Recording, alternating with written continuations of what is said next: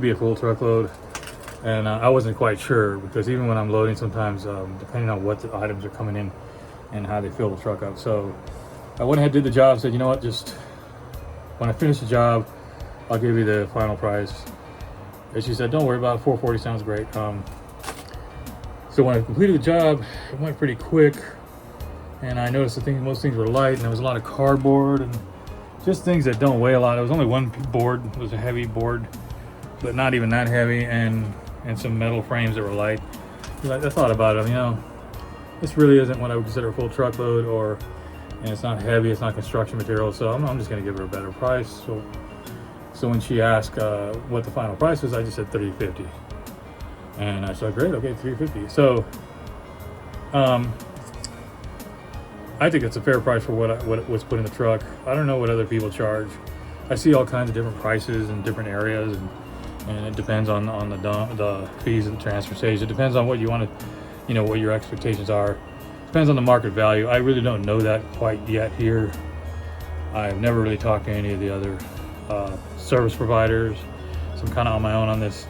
And to me, for the amount of time that I spent and the effort and stuff, you know, I really don't want to overcharge someone. I think to me, that's a fair price.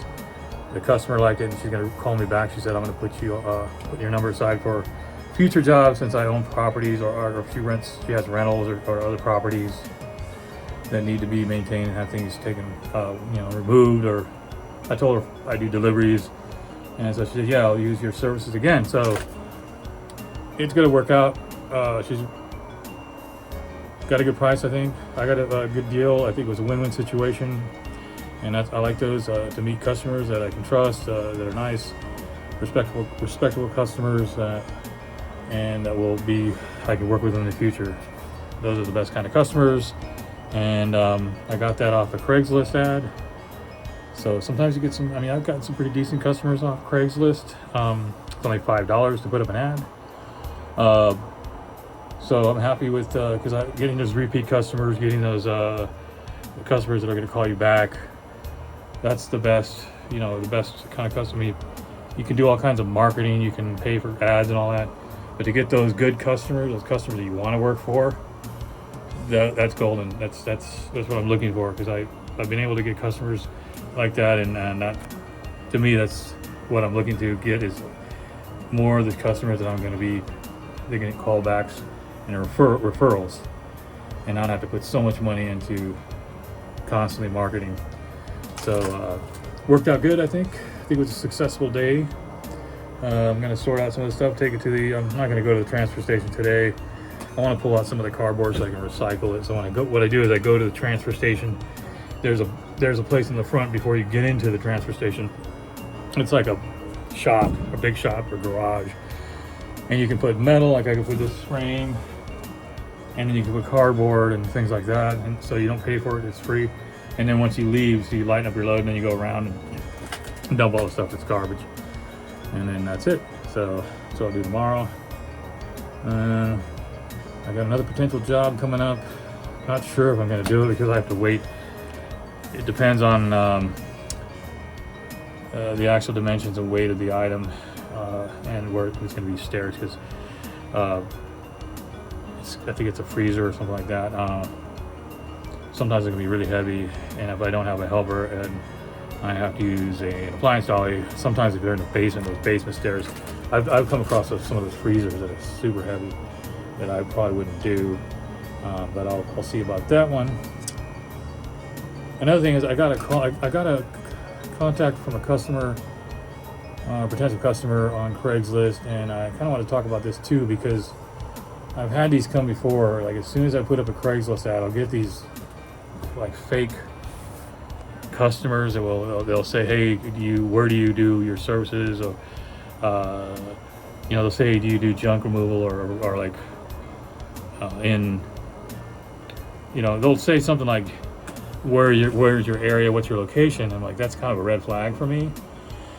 Wouldn't they be contacting a Craigslist ad knowing what location I'm advertising? So that's like, is that a bot of some sort? I don't know what it is, but here's a good example I thought was interesting. This is just a heads up if anyone who's doing junk removal and advertises on Craigslist and come across these. I know most people are pretty smart and they'll figure it out, but one guy contacted me, and he said, I got a house, I got to remove the whole house. It's like, I don't know, there's a full house of stuff. Can you do this job? I go, yeah, sure. Can you send me pictures of the items? You know, kind of get an idea so I can give you an estimate, or maybe I'll have to go down there and do an estimate. And he sends me a picture of this house, and like he sends me an address. So out of curiosity, I just went to go look at, you know, just on Google Maps, see the address, to see where it was at, because I want to know the mileage.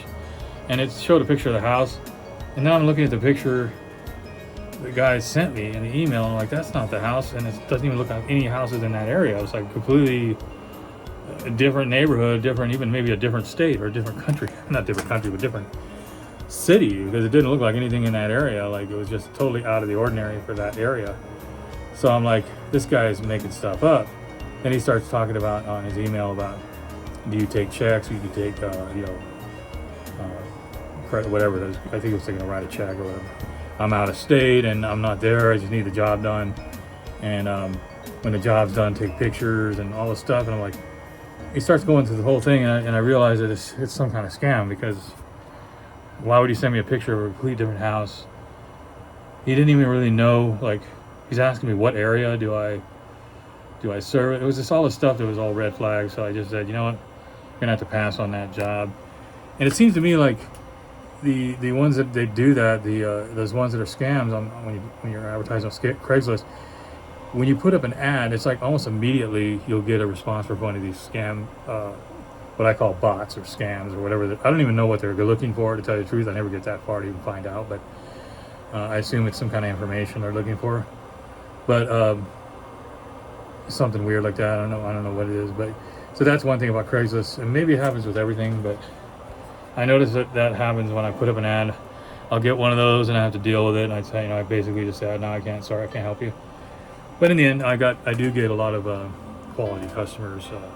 I have no complaints on that. Like today, quality customer. I'm looking forward to working with them again, work with her in the future for other jobs, and, you know, so forth. So hope everyone's doing great. It's nice. It's cooling off.